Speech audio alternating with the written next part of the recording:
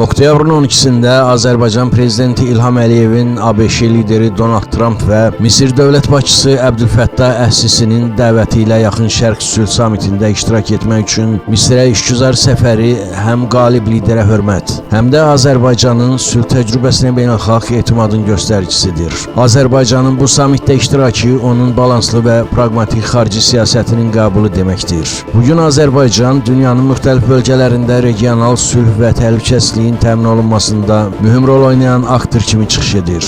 Qəzza münaqişəsinə dair son illərin ən geniş tərkibli diplomatik toplantısı hesab edilən bu sammit ABŞ-nin dəstəyi ilə keçirildi. Sammitin əsas mövzusu Qəzzadakı humanitar böhran və regionda sülhün bərpası istiqamətində beynəlxalq səylərin koordinasiyasıdır. 13 oktyabrda baş tutan sammitdə yalnız Yaxın Şərqin deyil, dünyanın gələcək taleyinin həll olunacağı proqnozlaşdırılırdı. Tədbirdə müxtəlif bölgələrdən yüksək səviyyəli dövlət başçıları iştirak etdi. Xüsusi vurğulanmalıdır ki, Azərbaycan bu tədbirdə daim sülhü təbliğ edən və sülhü reallaşdırmağı bacaran bir dövlət olaraq təmsil olunurdu. İlham Əliyev bu tədbirə öz ərazi bütövlüyünü heç bir beynəlxalq təşkilatın köməyi olmadan, tək başına və beynəlxalq hüquqa əsaslanaraq bərpa edən qalib ölkənin lideri, dünyada sülhün real nümunəsini təqdim edən dövlət başçısı kimi qatıldı.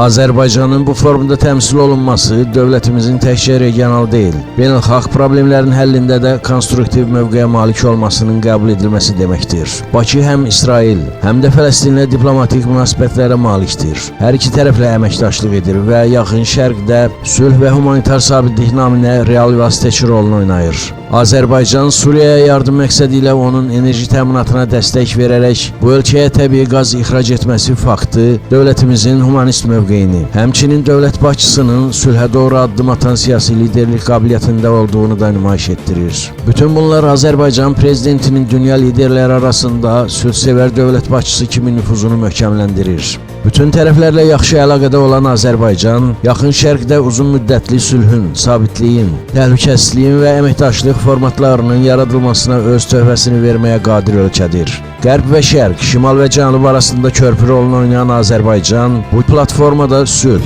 dialoq və qarşılıqlı etimad çağırışlarını səsləndirərək beynəlxalq sistemdə etimadlı vasitəçi obrazını daha da gücləndirir. Bu həm də İlham Əliyevin Cənubi Qafqazın lideri kimi beynəlxalq arenada qəbul edildiyini təsdiqləyir. Prezident İlham Əliyevin rəhbərliyi ilə həyata keçirilən ardıcıl və müstəqil xarici siyasət Azərbaycanı beynəlxalq sabitlik, əməkdaşlıq və təhlükəsizlik gündəliyinin aktiv iştirakçısına çevirib.